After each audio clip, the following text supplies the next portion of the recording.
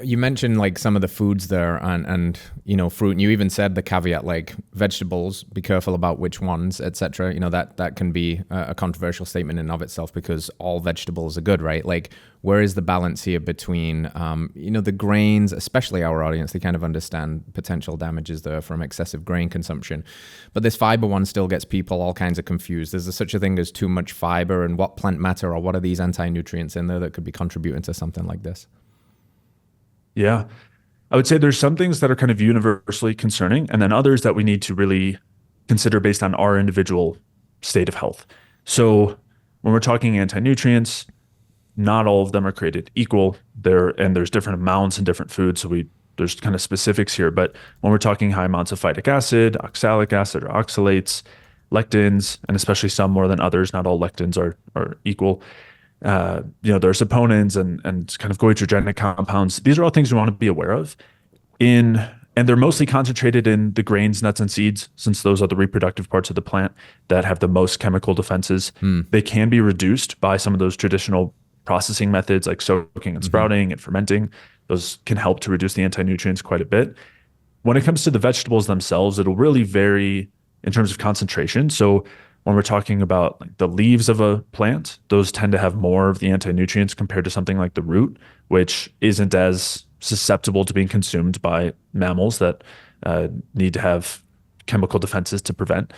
So when it comes to things like leaves, generally cooking them is a pretty good way to lower the anti-nutrients. I think the other thing is, in most cases, we just don't want them to be the central part of our diet, right? Having them in moderate amounts to get some of those polyphenols and fibers can be helpful in some cases.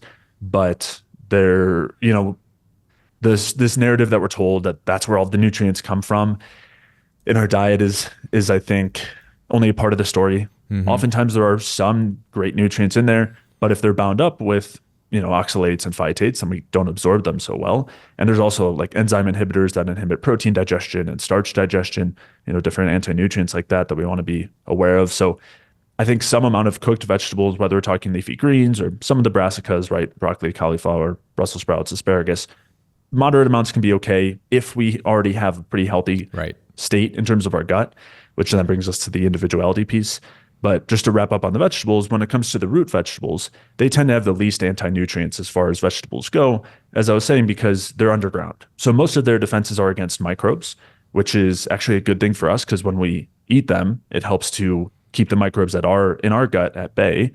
And they are actually very selective too. So they tend to only inhibit the growth of the harmful ones as opposed to the beneficial ones, which I don't think is an accident. I think it's an example of our development with these types of foods. But yeah, when it comes to the root vegetables, the skins do have some defensive compounds, typically more than the kind of flesh when we're talking like potatoes and sweet potatoes. So removing the skin is often a good idea. But then the actual flesh itself typically is pretty low in anti-nutrients. So that would kind of be the spectrum I would lay out from root vegetables on one side to the grains, nuts, and seeds on the other side when we're talking about kind of vegetable matter. And that brings us then to the individuality piece, which is that if we know that we are dealing with bloating and gas and slow motility or irritation, we get stomach aches, those are signs that we probably already have an imbalanced microbiome, and we might need to be even more careful with the types of foods that we bring in. And we want to recognize that any foods that we don't, or any parts of the food that we don't digest and absorb, this is typically going to be the fibers, but there's some other carbohydrates as well. Those are then going to feed whatever's there. And if we have an imbalance there, then that's going to be contributing to things like endotoxin production, intestinal inflammation, intestinal permeability. So that's a situation where we really want to be much more careful, probably reduce our fiber consumption quite a bit, and be very careful about which types of carbohydrates we go for. And that will probably bring a lot of relief. I think, as we'll talk about, that's part of where a lot of the relief comes from when we talk about low carb diets, is we throw out all of those things that were causing this sort of irritation.